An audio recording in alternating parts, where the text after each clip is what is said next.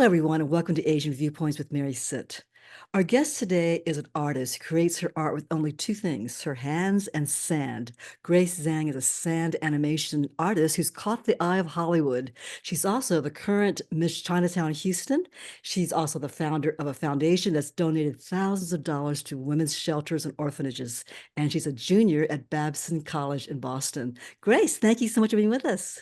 Thank you for having me. I'm super excited to be here today, and I'm super excited to talk about sort of what I've done as Miss Chinatown Houston, as well as some of my own works in sand animation and just being involved in the community. So when you were in Miss Chinatown Houston, you had to compete. Everyone has a talent, right? And Mhm. you did sand animation. Right. How did Yes. you get started in sand animation? It's a very unusual art form. Right. So I've always been artistic. I've been drawing since I could pick up a pencil, but I also really love being on stage and sharing my story and being just amongst others. And one thing with art is usually it's just visual arts. You don't really get to have a performing aspect to it. And Right. when I discovered sand animation, it was on Ukraine's Got Talent. Uh-huh. And I was like, oh my gosh, this is something that is completely for me. I love the visual and performing arts. And that's how I originally got started. And now I've used it to create so many stories. I've told stories for myself, but at the same time, I've made stories for others. In the past, I've done stuff for autism awareness. And very recently, I've made a story with Warner Bros. To promote their new movie, Dune, which was super incredible. So what were some of the challenges in working with Warner Brothers? Right. So it was a super wonderful opportunity. At the same time, they reached out right when I was preparing and going to compete for Miss Chinatown USA. So timing wise, it was really stressful, but we made it work and everything worked out at the end. So I'm really in cloud nine. I'm just amazed when I look at that trailer and your other artwork that you performed. I mean, first of all, it's very ephemeral and temporary, you write art and you create it live. And I was just thinking while you were talking, it's sort of like a concert when you play an instrument, like a piano concert or something. It's Mhm. in the moment, you're performing that music, and then it's all over. That's it. You don't Right. create it unless you record it. And it's the same thing with your art. It's not like you can cover the mistakes up if you're doing acrylic and oil or whatever, right, on canvas. Mhm. You're actually creating it in the moment. The actual creation Mhm. is like you said, the performing arts. And if you Right. make a mistake, you have to just improvise and keep going, right? Mhm. And then after you Yeah. do one scene, when I first saw your video, you were doing something and you were basically sprinkling sand. And I realized every time you sprinkle sand, you're just erasing what we just saw and you're on to the next one, which is pretty incredible. But then Right. I think, wow, that lasted how many seconds? And she's on to the next scene after doing all that intricate work. So does that bother you? Like my artwork's not permanent, or do you just like the actual live moment in the moment, live Mhm. performance part? I actually think what makes sand animations sort of unique and really captivating is the fact that it gets erased and it sort of just moves on because when you're I made performances where it's just a video and it's not live, and that's very cool, but when you're in the moment, when you're in the audience and you're able to see sort of this thing move like a video and like a film, the fluidity is what makes it so captivating. And do you feel the energy of the audience too when you're doing a live performance? Does that Oh influence how yeah, you create that picture? definitely. I've always been like my personality has always been the type that the more people, the more sort of energetic and engaged I am with what I do. So when I'm on stage and I perform, I love the whole aura and I think it makes the performance better. So you're in your element. You don't get butterflies in your stomach where you just hate being, you love it. You love the spotlight and you love performing in front of people, right? Right. I mean, in the very beginning, when I was younger and I just started, my hands would shake when I was performing. But now that I have more experience, I really love it. I'm in my element. How did you even learn sand art? I mean, who teaches that? Did you teach yourself? So in the beginning, I would go back to China because it's a little more popular in China. And Okay. so my teacher was based in China, and in the summer when I would go visit family, I would learn. But after a couple years and I learned the foundations, it's very much more of a self-taught thing now. Are there certain stories you enjoy telling more than other stories or that has more that resonates with you a little bit more? So I always like to say that I like to tell other people's stories more than my own. For Miss Chinatown Houston, I told a story of my own, sort of chasing the dream of becoming Miss Chinatown Houston. But other than my own stories, I love being able to have others tell me, hey, like, this is what I'm looking for. This is like what I want to captivate. And like having them be able to see me turn into their story into real life.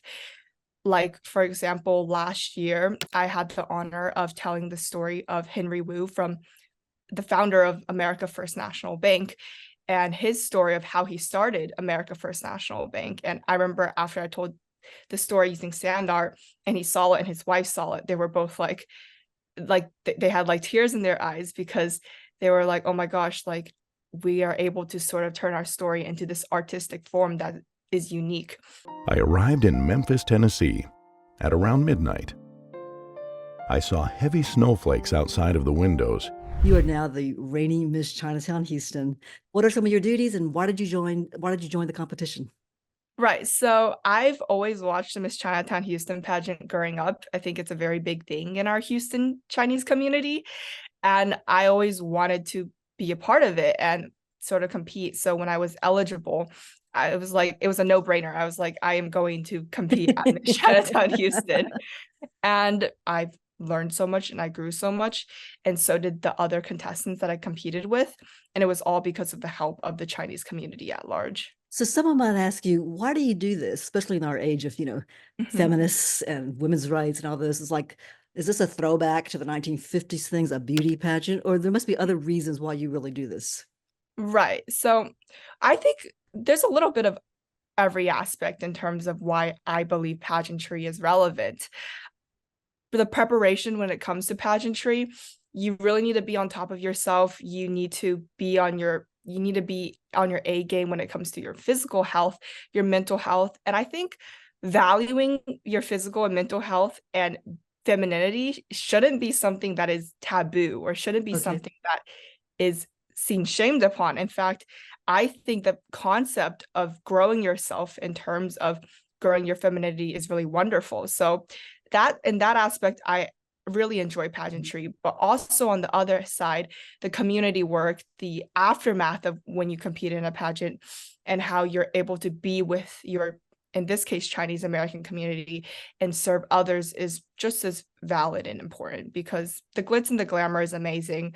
But at the end of the day, being able to go to these women's shelters, donate to underprivileged students and whatnot, is something that makes what your title holder makes it makes you as a title holder more valuable.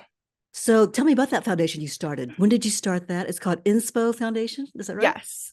So the Inspo Foundation, which stands for Inspiring Potential, was a nonprofit that I started 4 years ago when I was a sophomore in high school. Now I'm a sophomore in college. Right. And I was really inspired to start it because of my own parents' story. I'm a daughter of Chinese immigrants, and my parents came for the American dream, and education was really what sparked everything and turned their lives around. So I really know how important education is when it comes to reaching someone's maximum potential. And that's why I started Inspo. In the past 4 years, we've donated tens and thousands of dollars to women's shelters and schools. We've also raised scholarship money and given them out to underprivileged students. And we've gone globally, and we've helped build a library in India in the past too. Wow, that's So wonderful. I love that. that's really been my sort of journey and my inspiration for Inspo. So you are at Babson College now in Boston. Right. What are you studying? Yeah. So Babson College is particularly known for entrepreneurship, and that is the concentration that I'm currently pursuing. And in the future, I hope to take my entrepreneurial knowledge and be able to start something entrepreneurial myself.